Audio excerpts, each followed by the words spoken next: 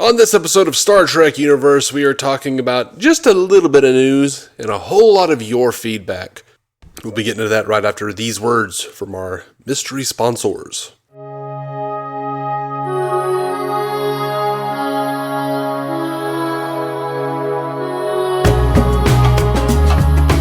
Welcome to Star Trek Universe, the podcast where you get to listen in on two lifelong friends chat about Star Trek. My name's Matthew Carroll. I'm David C. Robertson. Dave, you say we have news, you say? A little bit. Just a little bit. That's you saying. Bolt. No. Hell. All right, yeah. So I do want to let everybody know Season 1 of Star Trek Strange New Worlds is out on Blu Ray. It is currently available. Right. You can get it on Steelbook. I have seen a few reviews that are saying that, like, the picture looks better in the streaming, obviously, because it's Blu Ray. But the reason to buy the Blu Ray is going to be all of the tons of deleted scenes they have, including like a flashback to 10 years ago when Pike met Allura. Remember the planet where the kid has to be sacrificed? Yeah. Oh, yeah. They have a flashback to that. They have a lot of extended scenes. They have a gag reel.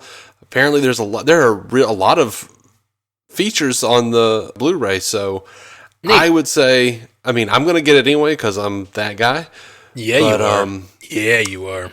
Yeah, I think it's worth it. Just like, it's worth it to get the TNG Blu-rays because they have extended episodes that aren't available on streaming. And Akiva Goldsman said that, like, on March 15th, he said, today or tomorrow we're announcing the air date for the second season, which that didn't happen, by the way. That didn't happen. They still haven't announced it. They did not announce? Okay. No. But he did say they have just started filming the third season. Very cool. So we haven't gotten an official announcement that that's happening, but they are filming. So you mean when it's happening? We do know that it's happening. They're doing a third season. Well, apparently they are. Like, Paramount has not put out an official announcement that they are doing a third season yet. Oh, but they are filming it, so surely they are. Yeah, that's what I'm saying. Gotcha, yeah. Cool. I loved this, and I hate it as well. Like, someone asked Jonathan Frakes if there was any hope for anything else in the 32nd century after Discovery, and he said, "Don't hold your breath." Well, that gives me low hopes for the final season because it feels like that will mean they can't take any big swings. You know, like they're going to have to keep riding this sort of line where we don't find anything out about the past while knowing this thing about the future. I don't know. It's a really strange thing they're doing where they it's by setting Discovery where they did, especially with that Calypso episode, all this stuff. It's like they've done all this stuff to set these benchmarks for things that like are happening in the distant future on a show that if they continue their trend, who knows, in 30 years they might reach that level of the future and have to like live up to all these things or just ignore Discovery, which sucks. So yeah, that's weird. I wouldn't be surprised, and the way I would do it if I were them, I would use that portal from Picard Season 2. I would bring Discovery into the 25th century, and then we could play with the idea of, because we know that they're using mobile emitters from an alternate, like whatever it was, 29th, 30th century. Right. So, from Voyager. So, like, I would love to see Discovery, or a version of Discovery. Like, the ship could get split or something, leaving the Calypso version in the future, and then we could get, like, our Discovery into the past, into the 25th century, and start altering the timeline, introducing a lot of the technology we saw in the 32nd century in the 25th century. Yeah. As well as be able to like actually like hang out with Discovery characters from time to time if we need to, but yeah, well, and that'd be rad. I'd love to see those characters get infused, because it does seem like most of the stuff is still residing in that like post TNG era, and I'd love for them to stay there and like tell the story in chronological order. A little bit, yeah. I can see that. Still, you have your. I'd love if they want to do a prequel here and there to like fill in gaps in canon stuff like that's great. But jumping forward to the future, let's just like calm down. Let's just stay chronological for a while. Yeah, that's how I feel. Yeah, that's kind of how I feel at the moment. Like, I just want to be close to like characters that we can revisit and like more familiar territory. Because like the 32nd century, like I was very excited about that, and I wanted to see where everything had gone, but it was so far in the future, and so much was different, and there was so much that they didn't tap into so far that it feels so distant for me. Yeah. Anyway. Yeah, for sure. I hear you. To start this off on the feedback, earlier this week, I was talking to my wife, Bethany, about my theory that Species 8472 is involved with the changelings, and she didn't remember who they were. Okay. I showed her a picture of the 8472 to refresh her memory, and her response was, he doesn't look 24 either. It's very good. It's very good. I just Funny enjoyed lady. that so much. Funny lady, your wife. So you mentioned that I had completely forgotten about 8472's ability to shapeshift into humans.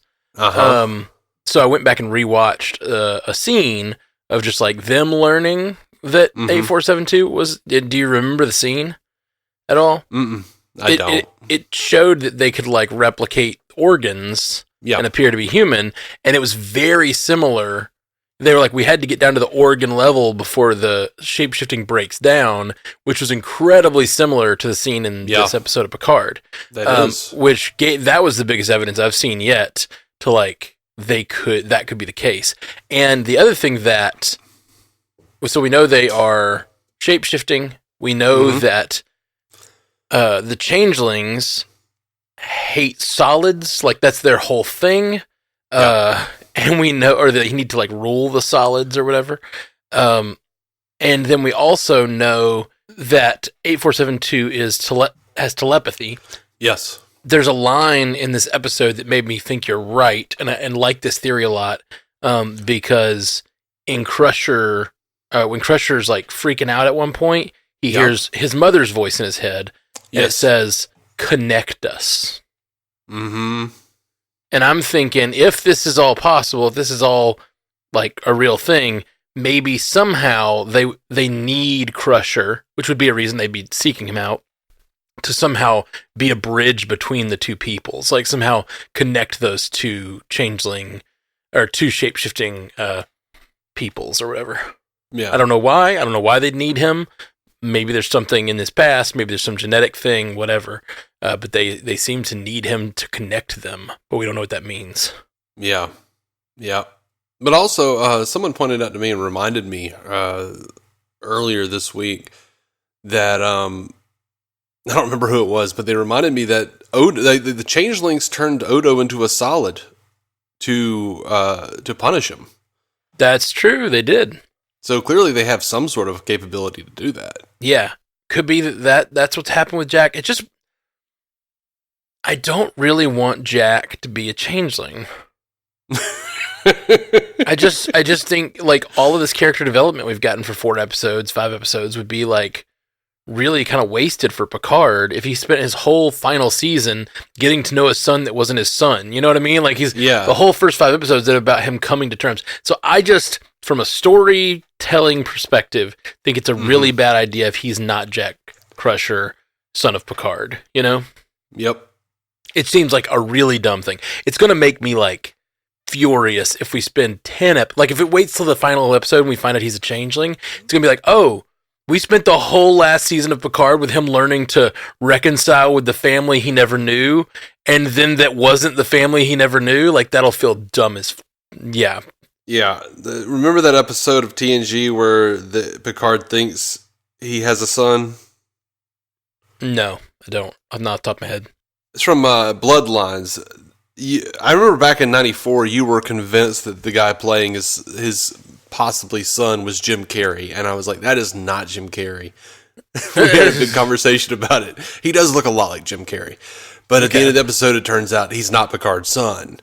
And I was really disappointed because he spent the entire episode getting to know this guy. And then and they formed a bond, and then it wasn't his son. And if they just do an extended version of that here, I am going to be freaking pissed. Yeah, that'll be really dumb. I'd forgotten about that episode. I'm looking it up now, and I remember this guy, and he so looks like Jim Carrey. There's one shot here of him in a vest smiling on Google, and it's like, man, he looks like Jim Carrey. But he's too old to be Jim Carrey, like at that time period. But like, man, he looks like Jim Carrey. But yeah, I would be livid if that's the case. And like, they could try to do something different, like, oh, he's a changeling, but there is a real son, and he's over here. But then it's still, you wasted half the season. If he's not his son, we have wasted half the season on drama that didn't matter. Like, it still matters to the Federation, of course, like finding out of this plot and everything. But like, the whole like him, I mean, the whole reason he went to war like with Vadic instead of turning over Jack Crusher was because it was his son, you know, which was a questionable decision in the first place. The only thing I can think that would make it work for me is if there's a real Jack, because clearly if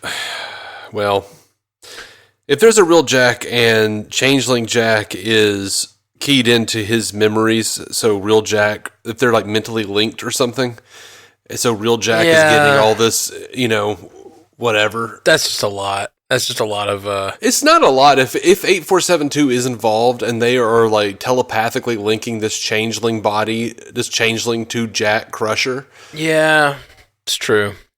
I mean, like, yeah, like I guess if he's like literally controlling this Jack Crusher until such a time as they need this Jack Crusher to go off what the normal Jack Crusher would do, sure, that could work.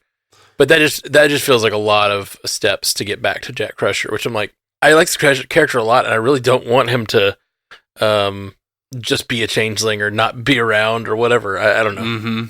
There's a point where you're like, at what point if this is a big changeling plot and he's always been a changeling, then this plot has been in action for like 24 years. Right. Or unless Beverly's also a changeling. Yes. Then it could all be like Beverly could have died a while ago. Like whatever. Like Beverly could have been gone. And this could have all been a plot that was just enabled just recently, you know? Yeah. I hope it's not that. Yeah, I do too. Because then that ruins all that great character development we got at the beginning with Crusher and with Beverly and Picard. Like, it just, the changeling thing can be a great twist, but when you are using it as like the main character development for your big character, your big legacy character, so I'm just saying, like, I don't want that to be the case. Yeah, but we'll see. I have to admit, I'm getting a little nervous because they keep, like, Beverly keeps saying "trust no one," and I'm like, "Hell, they're saying it to us." Yeah. Let's get into some of this feedback. First up, it's a conspiracy from Timothy Castillo. Okay, so this was TNG Season 1, but with changelings instead. I am really wanting those bugs from Season 1 to be the reason the changelings are able to form organs and blood. From the episode Conspiracy, if you'll recall. Oh, we recall. I know those are probably just gone now, never to return, but seriously, if they brought back Ro, which was awesome, I almost started crying when I saw her. When they figured out each other were themselves, and when she died, goodness, can't they bring back the little creepy little bugs that they said were coming back? They said they would be returning at the end of the episode. They never returned. Integrate them into the changelings, is what I say. Instead of the founders and the Jem'Hadar, the founders and creepy nubbin bugs. Probably can roll back the Tal Shiar stuff surrounding Sayla and Laris, unless they go in the other direction and they get Sayla and the Tal Shiar to help get rid of the changeling invasion. Laris could be Picard's point of contact. The transporter's idea is the most terrifying way they've ever written their use anyway. Transport and be killed in the process, replaced by a changeling. Oh, God. That's what I took from that. Crazy. Last thing. We're totally getting Janeway in this season, right? I mean, she's been mentioned multiple times, almost once an episode it seems like. I would love a moment or two between her and Seven. Unless we get a Shaw and Seven buddy cop spinoff, then I wouldn't mind it being saved for that. Haha, you're reinstated. That was perfect. I'm going to walk out of this email and let you guys get your head canon straight. We're trying. Timothy sends a new email. It says, a fluidic link. Dave, you blew my mind. I was puzzling over how in the world they could possibly stop the changelings because they could not stop them in the Dominion War. They only stopped because they were sick and dying, and Odo convinced them to stop after delivering the cure. But now, no Odo, unfortunately. But Species 8472 lives in fluidic space. Could it be that they would have some kind of experience with the changelings? Perhaps changelings entered their fluidic space to try to live there, and now they are enemies. 8472 was left off in Voyager as being at peace with the Federation after Chakotay and Tuvok found they had a whole space station to practice an invasion on Earth by using some newly created transforming technology. Maybe the changelings stole that tech and are using it to increase their abilities. Could 8472 be using Jack as some kind of arbiter or emissary to fight the changelings? Whatever is in contact with them does not seem to like them very much, considering how he seemed to be inspired to dispatch the four that were posing as Starfleets. I like your theory, Dave, is basically what I'm trying to say here. Live long and prosper. Thanks, Tim. Yeah, thanks, Tim. I agree. I like the theory a lot. I didn't get it because I just didn't remember their shapeshifting. And then when I went back and looked, because I guess when they're introduced, they're not really known as shapeshifters, especially not ones that can turn human form. And then it's not until when I watched that episode that they say they worked out a technology that allows them to shapeshift into human form, which is what Castillo mentions there. So, absolutely, it could be they're sharing that technology, or the changeling stole that technology, or this faction, or whatever. Makes a lot of sense. I think it makes tons of sense. And they want to rule the galaxy. The changelings do. The 8472 want to put a damper on all these solids that are invading their space. And it totally makes sense that they would both just okay, we'll work together to destroy all these solids that are bothering us. And then you guys have your fluidic space and we'll have our space, and we're good to go. And then we'll turn every planet into a giant bucket. Bucket party. It's like a key party, but with buckets. If whoever Jack is connected to does not seem to like the changelings very much, that's a really good point. Because if it's 8472 controlling him, let's say, and I mean, what if some of these changelings are, well, I guess we know that the one on the table, at least we think we know, is a regular changeling. It just has the power to create organs. Because in Voyager, when they finally did turn it regular or whatever, it turned into a big 8472 creature, not goo. So, and that's how they changed. So yeah, I don't know. I'm just trying to parse it through. Yeah, I mean, it's possible the changelings stole some tech or something from 8472, and then 8472 is coming after them. Mm-hmm. Yeah, there's a lot of possibilities. There are always possibilities, Spock said. That's true. Matthew Davis sends us an email. Says, hello, Matt and David. Well, hey. I decided to explore more of the Pandaverse and found the Star Trek Quadrant. We're halfway through Season 3 of Picard, and I have a few thoughts on everything. There seem to be some similarities with The Wrath of Khan for a while. Hey, if they're going to draw inspiration, at least they're drawing from the best of the original Trek. Beverly's reason for keeping Jack a secret makes sense. There was a vengeful Ferengi who came after Picard twice during the TNG run, so she knows how persistent his enemies can be. Could she have let Picard know? Maybe. But if Picard gets a visit from an old friend / former lover with her son of unknown paternity, a Pocklid could figure that out. Could they? Could they? No. I'm not sure what's up with Jack's visions and sudden fighting skills. I hope it's not something contrived, like his real father is the ghost that Beverly hooked up with way back when.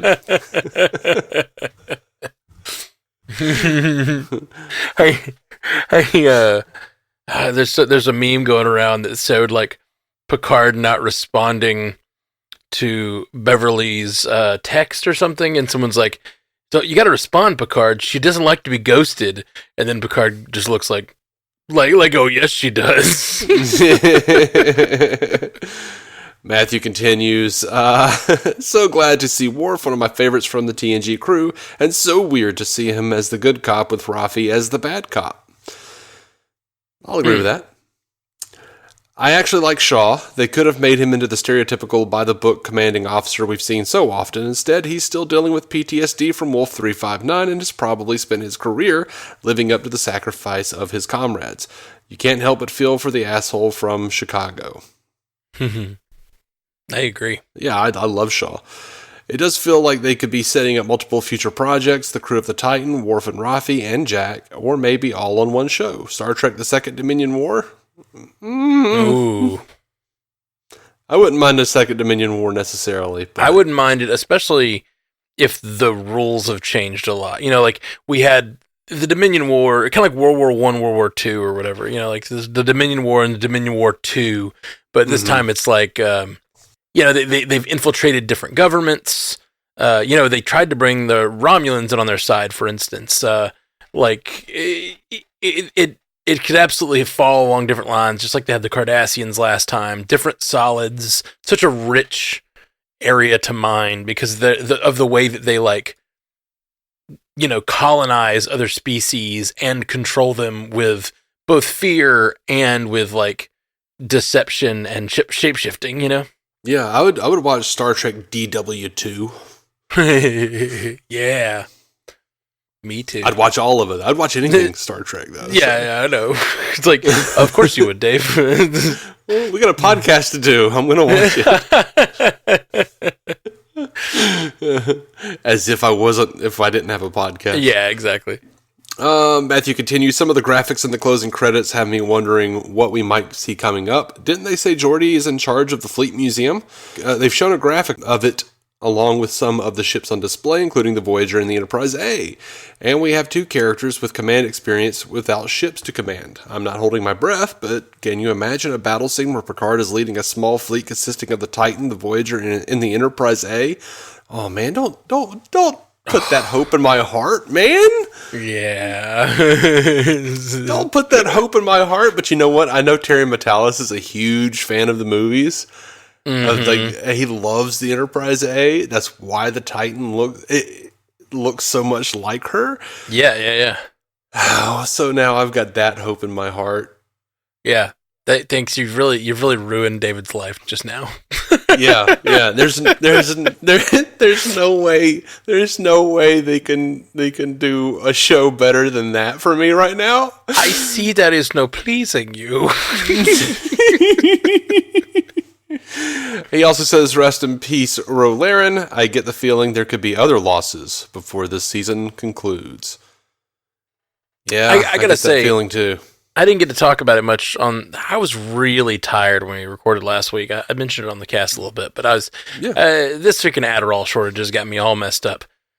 And I have always been we've been doing these 2 a.m. ones and they haven't been bothersome. I've been really enjoying them, but like last week I was so out of it. And, and I didn't get a nap and I didn't have my Adderall. I had to take the extended release stuff. So just like, I can just function at night if I need to.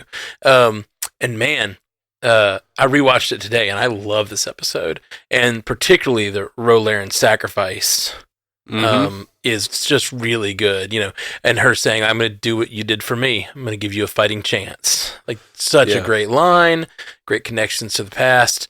And just a really badass, like her crashing into a nacelle, and then the Intrepid, like rising slowly like a beast over the hull of the Titan is awesome. It's really awesome. Did you see the bit where Terry Matalas was saying that he was really glad that so many people are reacting well to that shot of the Intrepid like getting hit and then rising back up because he really wanted to like make it look like you were like invoking the rage of a dragon. Yeah, that's exactly what I was saying. Like it looks like a beast rising from the water or something. Yeah. Totally. Thank you, Matthew. Yeah, thank you. And thank you for finding this Star Trek Ucast. Appreciate you, man. Matthew Davis. It's like both of our names turned into a full name. It is not far off. It's not. I'm impressed. The Pandaverse has a lot of Matthews, like people that call themselves Matthew instead of Matt. Mm-hmm. Jeffrey on YouTube says, in relation to Jack's visions, one possibility is that Jack has bioadapted native nanoprobes from his paternal side, and he's hearing the call of the collective in some way. I don't think so. Ooh, interesting. It would be cool. It would be cool. It'd be a cool idea, but I'm pretty sure somewhere they said that when Picard has sex, he ejaculates the nanoprobes onto the neck and chest, and then the sperm into the thing. Goodness, Dave. Goodness. What? Nope. Nothing. What? You always got to go to such a weird place with it. Yes. So depraved. Maybe.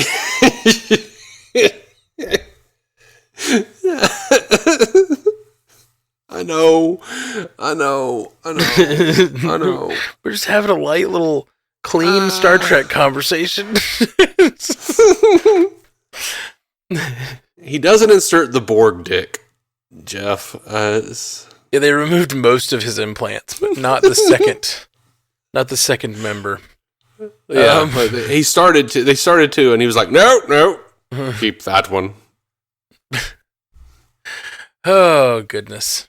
But no, I think okay. So if he was somehow Borg related, it would make more sense than him killing all the changelings instead of, I guess like trying to communicate with them or something. If like the Borg are trying to like conquer the changelings, like maybe the Borg have sensed the changelings as like a power that they need to take on, and he could be there like, and maybe he's been like commissioned to do so, and maybe that's why the changelings are looking for him, you know? Yeah, by Jurati Queen or something like. Yeah. Could be, but Terry Metalis has said that it is Beverly's voice that we keep hearing in his head. Well, yeah, it's definitely Beverly's voice, but that could be. I'm just thinking that's like psychological, right? Like he's whatever is trying to tell him to do stuff is using his mother's voice to stay like a friend to him or whatever. That's what I'm thinking. Might be. Good call. Maybe. And you want to finish this out with Stu? Yeah, up, Stu. Come bring it in. Bring it in, Stu. With an email titled, Row, row, row your boat.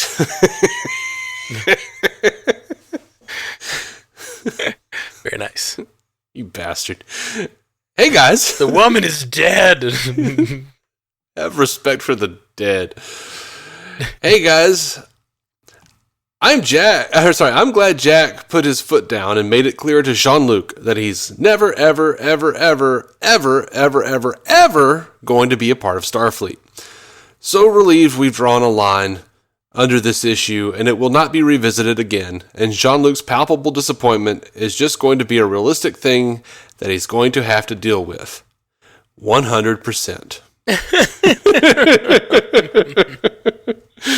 I feel like there's some sarcasm dripping on that. Yeah, no. I think he might be enlisted by the end of the season. How dare they tease us with a Morn appearance, only to go with this Kryn guy? That said, I love a logical Vulcan crime boss. He's going to make you an offer you can't rationally dismantle. By the way, I don't know if you saw this. Metalis pointed this out, and a lot of other people caught it too. Kryn said that Sneed was his brother, and they grew up in the streets in whatever it was, District 7. Yeah. The actor who played Kryn and the actor who played Sneed were on 12 Monkeys together as brothers from another mother who grew up in District 7. Huh. That's fun. Yeah. Stu continues, the focus on the underworld with the Worf and Raffi plot just makes me want a Federation police procedural more than just another Starfleet show. Ooh. Only if they can go somewhere other than freaking Metalis. Yeah, I can definitely see that being a really fun show. Like, I mean, we always talk about how they over-utopianize the Federation, and they're not really doing that anymore. Nowadays, Federation's like, it seems to have fallen into disrepair compared to what we've seen in the past. Yeah, there's a bunch of damn changelings in charge of it now. Well, that's true. That's true. Changelings and Romulans, man. Yeah, changelings and Romulans. It's true. But I could totally see a good like procedural show. Like we always talk about the balance of episodic versus week to week. Like, it'd be cool to have like a really episodic Star Trek show, but it's just because it's like literally like crime and punishment, like Law and Order. Like yeah. I love a good like ethical battle, like Measure of a Man in a courtroom. Like how cool would it be to see like they track down a crime and there's like investigators looking and there's people trying to like prove the case and like figure out what happened. I'd be absolutely on board with a Law and Order, but in Starfleet. But you bring up Worf, and I'm like, Worf and Raffi, and I'm like, I want it to be less of a police procedural show and more like Kung Fu, The Legend Continues, No, like, I didn't catch that you said that was going to be the Worf and Raffi show. Like, yeah, I don't want that either. Yeah. I need them to, I mean, I guess I could see them like accepting cases and like being like sort of beat cops out there doing their thing. But I want them like roaming, like, yeah, like Ronins or whatever. Like, yeah, taking on, and she's like his like little Padawan going around the galaxy. Yeah, I'd like it. Yep. Stu says, since we're bringing up stuff Picard did from Generations, let me ask about something I've always wondered. Did he really bury Kirk, probably the most venerated person in Starfleet history, in an unmarked grave and then not tell anyone else about it? No, I don't think that's what happened. I think he buried him and he put the thing there, the communicator there, and they obviously knew that he was doing something there. Like the Starfleet shuttle like flew down right in front of Picard standing at Kirk's grave. So yeah. And if you read The Return, you know that Kirk's body was exhumed by the Borg and turned into a Borg. Yeah, because we're considering that canon. Definitely canon. It's such a good book. Go check it out. The Return by William Shatner. AKA really Judith and Garfield Reeve Stevens, who are really good writers. But it's William Shatner on the cover, baby. I ate that stuff up when I was 15.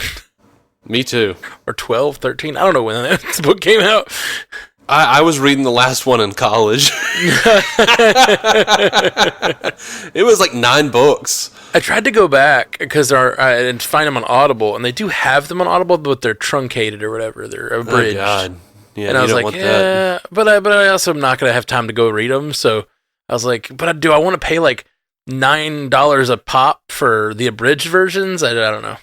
Yeah, man, I loved those books, and they were really a lot of fan wank. Oh yeah, but one of the things Judith and Garfield Reeve Stevens does really well is like mesh. They know canon really well, and they like mesh a lot of great stuff together. And like the daughter of M'Benga and hanging out with Picard and Kirk and whatnot, and Admiral McCoy, and I just love that kind of stuff. But anyway, Stu continues. Ro fudgin' Laren. Yas. I don't know how to read that, Stu. He says, the one thing I've wanted Picard to incorporate, which I never thought they would. I hope she ended up with Thomas Riker and passed on his regards to Will. Okay. Really getting their money's worth out of that 10 Forward set, I see. Yeah, you've mentioned that one, Stu. A few times. Stu says, turning off the safety protocols on the holodeck just a button press on an always accessible panel waist high at a bar someone would stand at and possibly brush against Seems like not a good safety practice to me. I mean, if Murph can just sit on a panel and fire torpedoes on purpose. Yeah, I was assuming there was some sort of code he had to put in or something. Something that would make it hard to do with a butt. And I apologize, I didn't read that sentence very well, but I'm not going to reread it.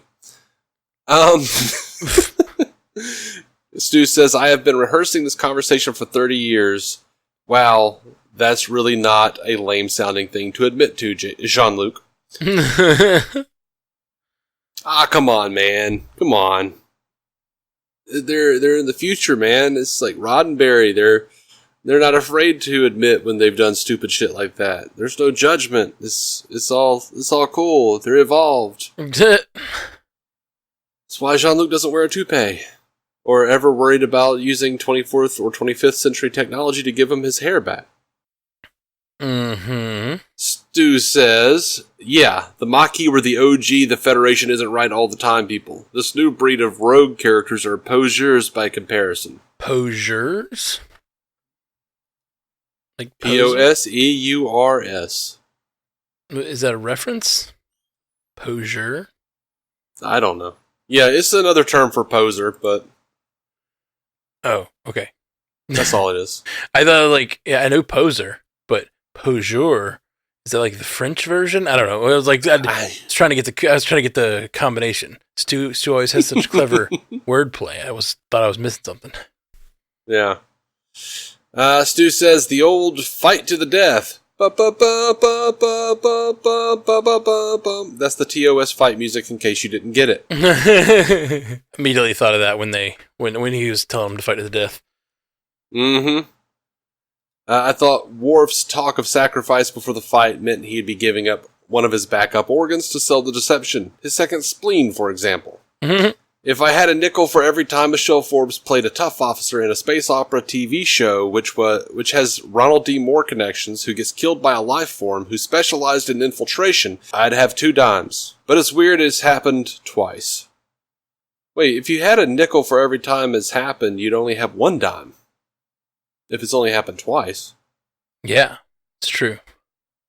And really, you just have 4 nickels. That's made your way to a cash register.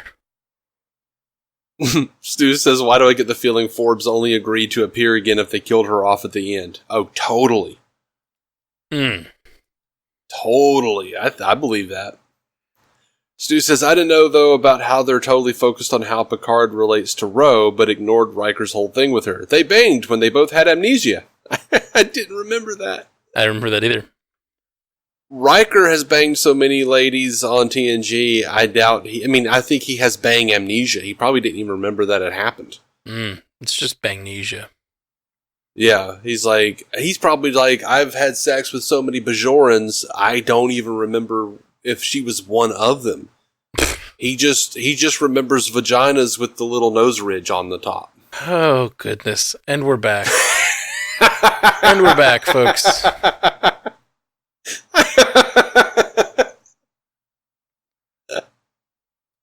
I mean, isn't that how it works? Yeah. Yep. Don't they all have... I feel like that's something Lower Decks needs to address. Yeah, for sure. Whatever the forehead/nose ridges are... Actually, Vulcans, they could have pointed labia. The genitals should reflect the ridge system on the head. Yeah. Just to provide a little difference. A little more difference than just the same old with ridges. You gotta put ridges everywhere. Yeah. I mean, you can't just have like a normal human genital, right? Sure, Dave, sure. There's a reason I related so much to Brody Bruce and Mallrats. Yeah, exactly. We've got this obsession. Stan Lee would not approve. I don't think I have an obsession. It's just it's just kind of there every once in a while. Like, oh yeah, they probably have something weird. And I was right about the Klingons. Stan Lee would not approve, but somehow I feel like Roddenberry would. Oh, Roddenberry absolutely would. I mean, look, Discovery is the one that brought it back to the forefront with me with their Klingons with 2 dicks. Okay, they made that canon. Yep, yep. Klingons have 2 penises. Yeah. It's true. It's true. Now I'm wondering if the Vulcan nerve pinch isn't also a sexual act. Everything's sexual here on the old Star Trek. Just us humans are too repressed to realize it. I'm not repressed. I'll ask. I want to know. Stu says, another good episode. We're at the halfway point, and maybe that 10 grueling fucking hours line last week won't come back to haunt them at this rate. Take care, Stu. Thank you, Stu. Yeah, thanks, Stu. I'm sorry I'm depraved. This is that Except I'm disclaimer that we always give here on the show that if you're sending feedback, Dave might turn it sexual. If you're making a TV show, I'll probably turn it sexual. It's true. It's true. Stop sexualizing all our TV shows, Dave. I can't help it, man. It's a real problem. Can't help it. It's a real problem. Well, guys, thank you so much for all the feedback. I'm excited as well about the next episodes. I think this is one of the best things we've had from Star Trek. I really, really, really love it. I do, man. I do too. I think I'm at this point in the season ready to say Terry Metalis for Alex Kurtzman's job. Yeah, sure. Can we just have Terry run all the things?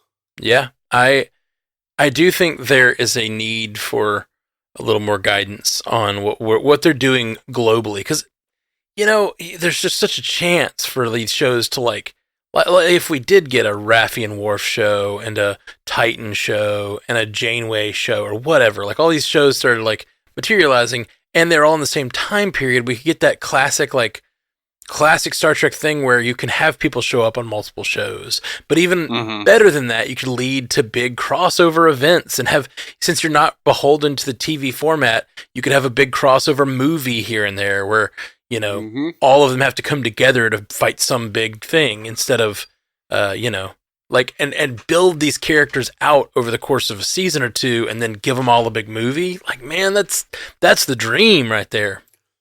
Yeah. MCU that shit. Yeah, for sure. But like, it feels like there's an opportunity to do it here from a real like organic way, like let the shows grow, let them be their own thing, let them all have their own personalities and showrunners, and then like lead them to something cool and big that we really care about, Yeah. Or Doctor Who's a good example of this, where like you'd get like Torchwood, Doctor Who, Sarah Jane Adventures, and then they'd have like really big episodes of Doctor Who where they all intersect, Yeah. Love that also, stuff. I think small limited series are really a good place to stay on Star Trek for a while.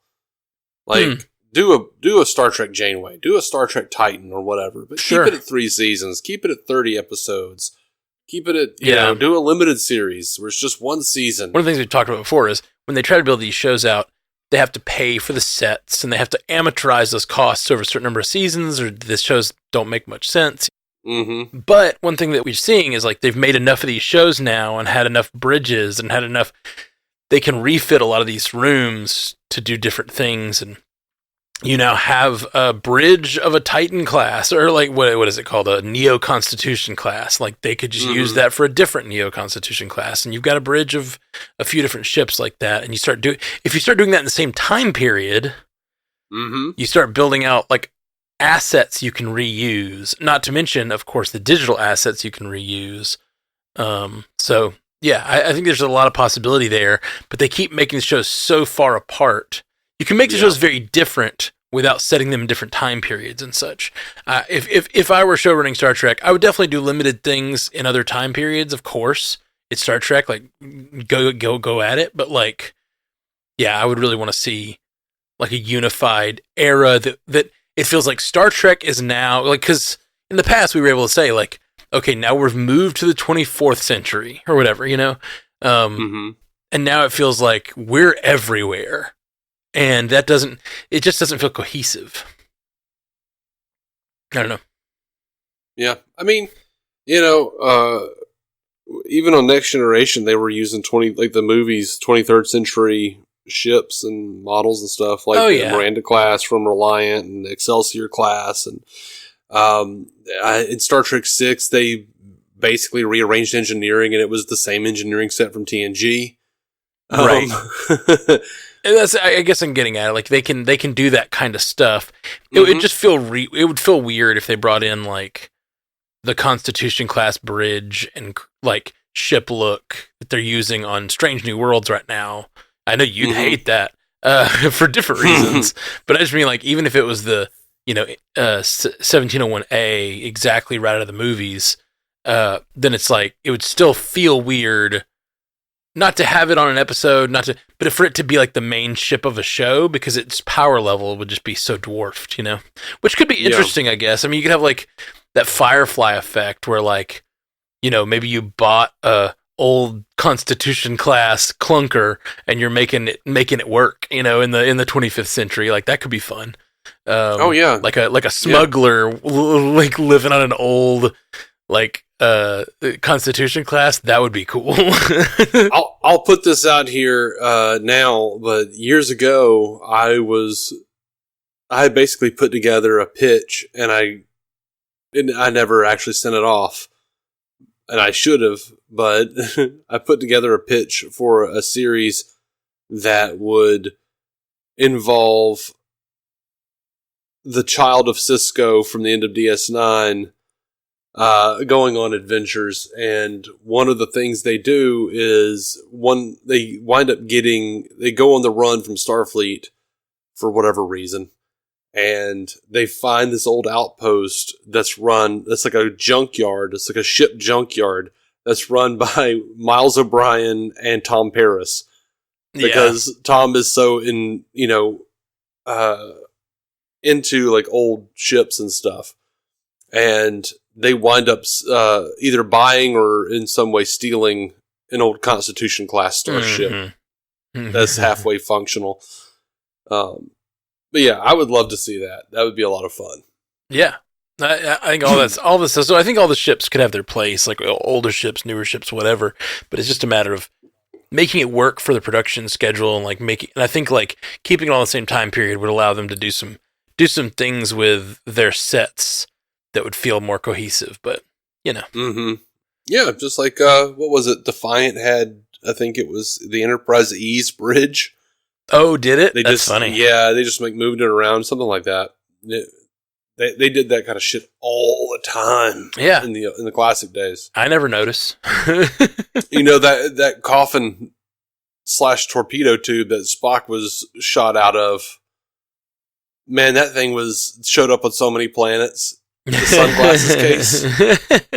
That I remember seeing it in Generations. It was something Tolly and Soren was working on. It was those torpedoes. The Armagosa, the Armagosa station. So the trilithium. Was that what it was? Yeah, trilithium torpedoes or something like that. Which trilithium had already been brought up in a previous episode of TNG as something different, but whatever. Maybe I'm wrong. Maybe it's not trilithium. No, it was trilithium. Oh, it was trilithium? All right. Okay. Well, guys, thank you so much for joining us on the Star Trek Universe podcast. We'll be back soon with more of that. We got probably not going to do a midnight watch this week. Not only because the Adderall shortage is still on, but also I'm on vacation on Wednesday. I'm going to take my family out of town, and so I'm not going to be here to do that. But we'll do it very soon. As quick as we can this week, and excited to do it. As soon as you see episode 6, get your feedback in, and we'll be able to include it on our review, and won't have to do a separate episode for you to listen to. I kind of like the double episodes, but I enjoy doing them with you, but I feel like we're imposing ourselves upon our audience. No, Dave, no, that's the wrong attitude. We're providing more content. It's great. It's great. I don't want to insist upon myself, No one has to listen.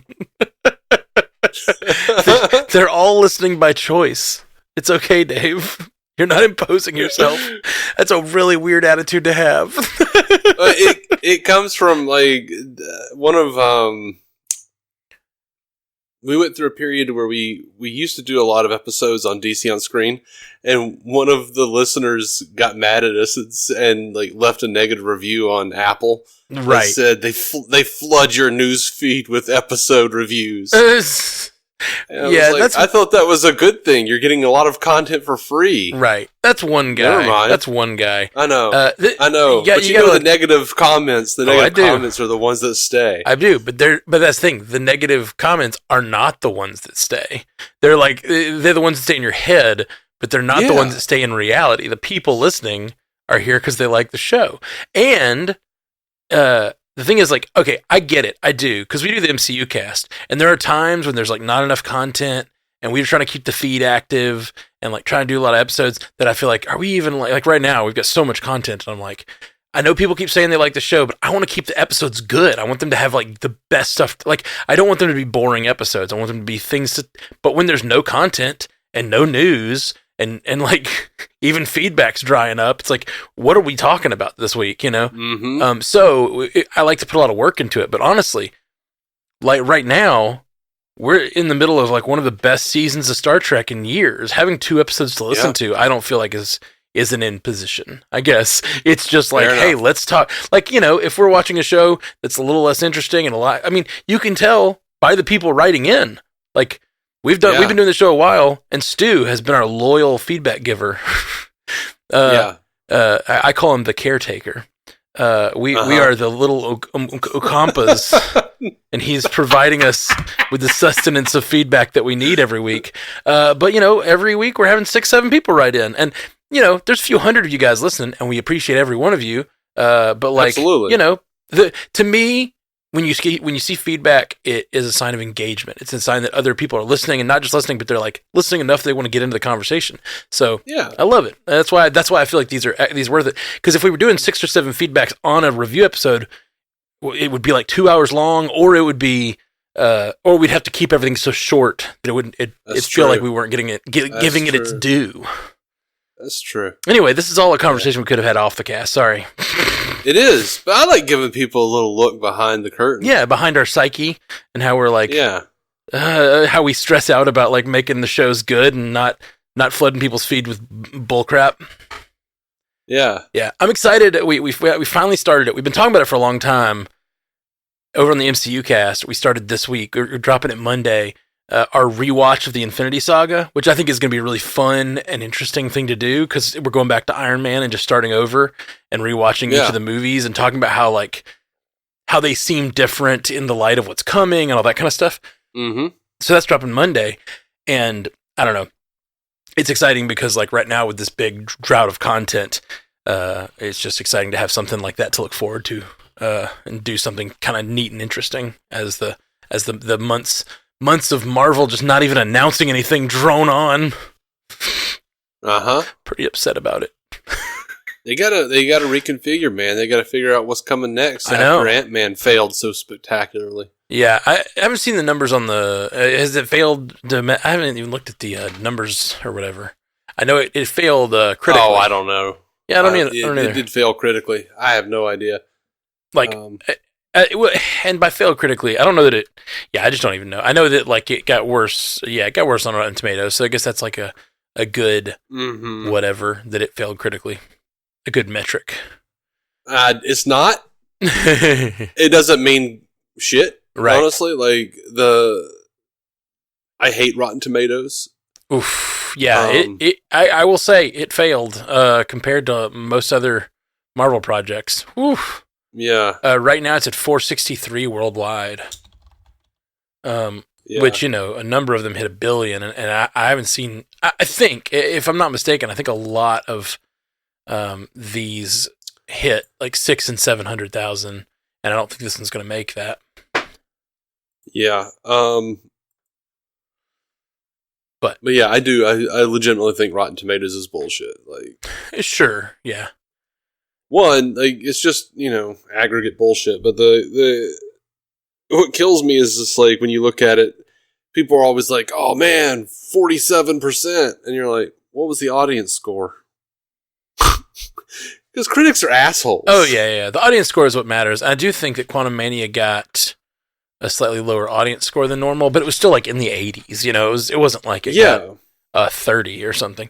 It's just like the like Shazam Fury of the Gods got like 51 something percent on Rotten Tomatoes, but then like the audience score was like 80 something. Come on. Even I give Quantumania. I love it. I have a lot of fun with it. Like, it's a really fun watch. But there are a few little issues that just feel like somebody wasn't paying attention or something. Like, you know, somebody didn't care enough to, like, provide us with the like, necessary thing to suspend disbelief. And when you're in this world of, like, fantasy and it's all nothing but CGI liquid around everybody, like, you need all the pieces to fit together well. And some of that stuff just didn't seem to do that. And it's like very small little cracks, but those small little cracks make you feel like, who wasn't paying attention in that moment? Like, how are you going to make this multi-million-dollar movie and not pay attention to this little thing that could have, one line could have fixed it, but it feels like it's hollow. And then it just feels like who's steering the ship, and that's never been a problem for Marvel before. And so that's, I think, my big issue with Ant-Man Quantumania. It's my big issue is there's little small issues, and like there's been problems with Marvel movies where like the villains sucked. It's just like almost like aesthetic problems, right? Like there's aesthetic problems with this movie. Like, okay, I could see why someone would do that, but I didn't like it. That villain like didn't do whatever for me, but this movie has little like almost like canon problems, or you feel these little things. I mean, I can tell you one of them if you want to hear. If that's fine. I haven't seen it yet. Spoiler alert! I'm going to talk about Quantumania. You know, it's about the four of them go down into five of them go down into the quantum realm, and they meet the first kind of our second version of Kang we're going to meet since Loki. You know. They go down. Janet's been there, knows all about Kang, never told them about Kang, which, okay, you never told them about Kang because, like, you never thought they'd encounter him, whatever. But then she still won't tell them what's going on. It's, like, way into the movie, like 3/4 of the movie before she, like, gives them the lowdown. Like, they're kind of running for their lives at some points, but it's like, there's no reason. In the first moment they're there, she doesn't just go like, okay, guys, I never thought we'd have to be here. I never thought you'd have to worry about this, but there's an evil, despot ruler here who is going to try to kill us. You know what I mean? Like that, something like that. As soon as you get down there, we're running for our lives from an evil dictator. Like, that's what you got to do. Like, and apparently she was like a freedom fighter down there and stuff. Like, her years down the quantum realm. Things you would mention. Right. Exactly. That's the thing, is like, it feels like there's just no reason for her not to mention it. And it feels like, it makes the whole movie feel kind of like, this is all predicated on Janet not preparing them, like, for what they were going into. Yeah. Like, they wouldn't have set up the quantum beacon that led them into the quantum realm if Janet had told them what was up. Yeah. That doesn't make sense. It doesn't make any sense. Like, I made it make sense on the podcast, and I really like this take. And it is, she never told them because she knew Hank couldn't resist the technology that was down there. Like, if she told him the power of Kang, that is because it adds to the characterizations, right? Like, it makes you think about, oh, she loves Hank but doesn't trust him. You know, like, that's a great fix. Yeah. That's all you needed. You needed that line. Like, you tell me if I had told you Kang was down here, you wouldn't have been down here 2 years ago. You know what I mean? Like, you would have been immediately coming after his technology because your lust for technology and power. Like, it would have been perfect.